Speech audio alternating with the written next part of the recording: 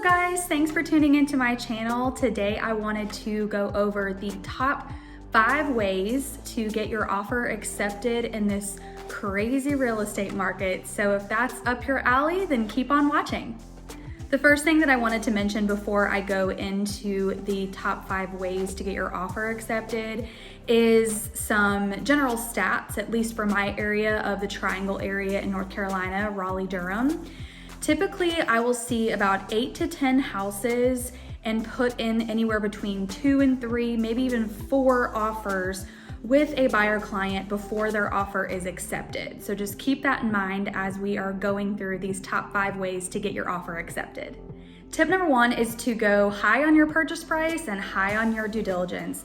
I know a lot of buyers are pretty apprehensive, especially to go high on the purchase price because they don't want to overpay. That's why you need to be shopping at a little bit lower of a price point. So let's say, for example, if your end all be all number is $400,000 based on what your monthly payment's going to be, the numbers that your lender has given you, we need to be shopping in the $350 to $375 at most. That way we are prepared to be able to go over a little bit on list price. Due diligence as well, we need to go high on due diligence. The higher the due diligence fee that we are willing to put up, the more the seller is going to be attracted to that because they get that money within 48 hours of going under contract. Yes, you do get that money as a credit back to you at closing, but it's a fee that you pay directly to the seller for them to take their home off the market so that you can do your due diligence, get the inspections done, have the appraisal done, everything that needs to be done during that 3 to 4 week due diligence period. Tip number 2 is to get rid of any and all contingencies. The most common 2 contingencies that we see in this market are contingencies on the sale of your home if you need to sell your home in order to buy, and then also contingencies upon inspection. Those are the 2 most common that we do see, but the less contingencies you have, the more the seller is going to be attracted to your offer. Tip number 3 is an appraisal gap, being willing to cover that appraisal gap. So in a more balanced market, we see where the seller and the buyer will kind of work together if the appraisal does come in lower than the agreed upon purchase price. That is standard in a typical balanced market.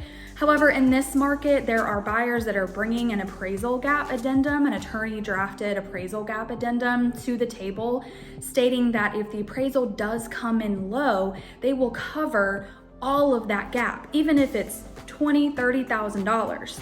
I've never had any of my clients sign what I call an all-out appraisal addendum. I've only had them sign an addendum saying that they would cover a certain portion. I think the lowest that I've done was $5,000 and the highest I believe was $20,000. Definitely work with a local expert realtor who can advise you appropriately depending on your home that you're offering on.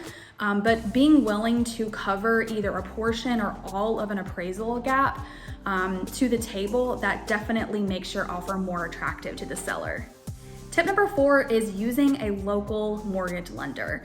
Now don't get me wrong, there's nothing wrong with using a bank like BB&T, Wells Fargo, State Employees Credit Union. I've had many clients who have used banks or credit unions for their mortgage loan. There's nothing wrong with that. If you have a trusted professional at one of those establishments, by all means. I'm never going to refute a pre-approval from one of those banks or credit unions.